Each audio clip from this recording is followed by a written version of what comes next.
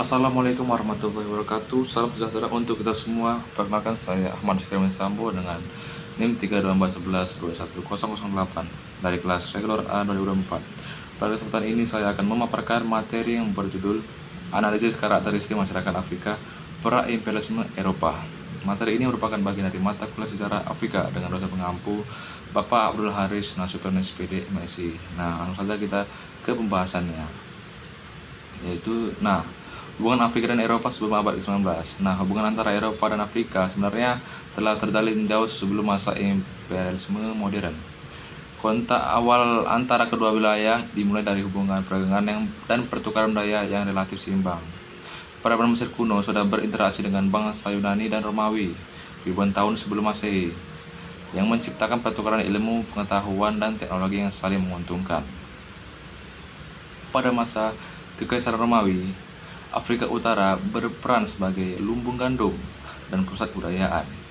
Kota-kota seperti Kartage, Alexandria, dan Kairene menjadi simbol penting dalam dunia Mediterania. Tokoh-tokoh asal Afrika seperti Agustinus, Rihippo, dan Septimius Severus bahkan memberi kontribusi besar bagi sejarah Romawi.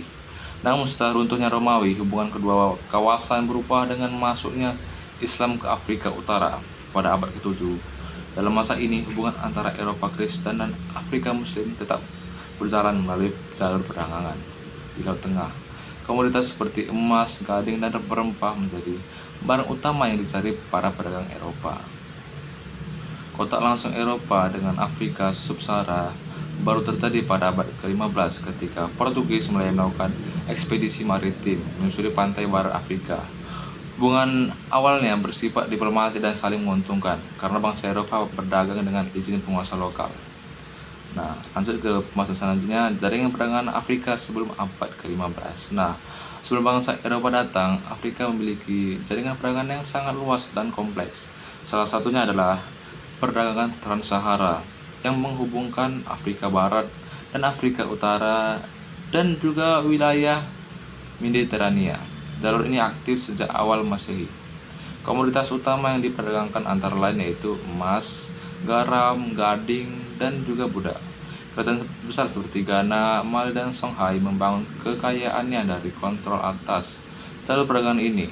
Nah, di sisi timur, perdagangan Samudra Hindia menghubungkan pesisir Afrika dengan Timur Tengah, India, bahkan Tiongkok.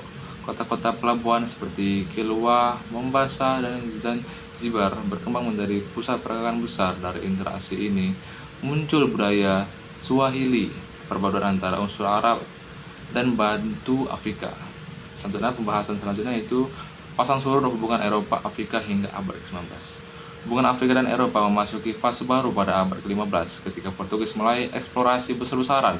Namun, hubungan yang awalnya bersifat dagang berubah menjadi eksploitasi, terutama melalui perdagangan budak transatlantik.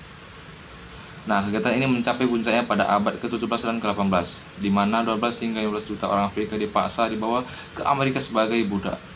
Perdagangan budak menimbulkan kehancuran besar di Afrika. Banyak kerajaan terlibat dalam penangkapan penduduk dari wilayah lain untuk dijual ke pedagang Eropa. Nah, konflik internal meningkat dan struktur sosial tradisional pun rusak. Pada akhir abad ke-18, muncullah gerakan abolisionisme di Eropa yang menentang perbudakan.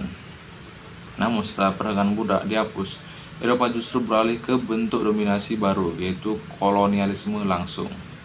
Peristiwa Konferensi Berlin tahun 1884 sampai 1885 menjadi titik balik besar karena wilayah Afrika dibagi-bagi oleh kekuatan Eropa tanpa memperhatikan batas etnis dan budaya lokal. Pembahasan selanjutnya, perbudakan bangsa Afrika. Nah, perbudakan adalah tragedi kemanusiaan terbesar dalam sejarah Afrika. Dimulai oleh Portugis pada tahun 1451, diperkirakan 12,5 juta orang Afrika dipaksa naik kapal budak dan hanya sekitar 10 juta hingga 15 juta yang selamat sampai ke Amerika. Proses perbudakan sangatlah brutal. Orang-orang ditangkap melalui perang antar suku atau penculikan, lalu diarak berantai menuju pelabuhan dan disimpan dalam benteng-benteng budak dalam kondisi yang tidak manusiawi. Dampaknya luar biasa. Jutaan penduduk produktif hilang, ekonomi tradisional hancur, dan banyak kerajaan besar di Afrika melemah. Dari uraian tadi, dapat kita simpulkan bahwa sebelumnya imperialisme Eropa Afrika sebenarnya telah memiliki peradaban dan jaringan perdagangan yang maju. Namun kehadiran bangsa Eropa mengubah hubungan seimbang itu menjadi hubungan yang eksploitatif melalui perdagangan budak dan kolonialisme yang terjadi. Masyarakat Afrika pra imperialisme adalah masyarakat yang dinamis, cerdas dan berperan penting dalam perdagangan global, tetapi kemudian menjadi korban dari keserakahan ekonomi dunia modern. Demikian pemaparan saya mengenai analisis karakteristik masyarakat Afrika pra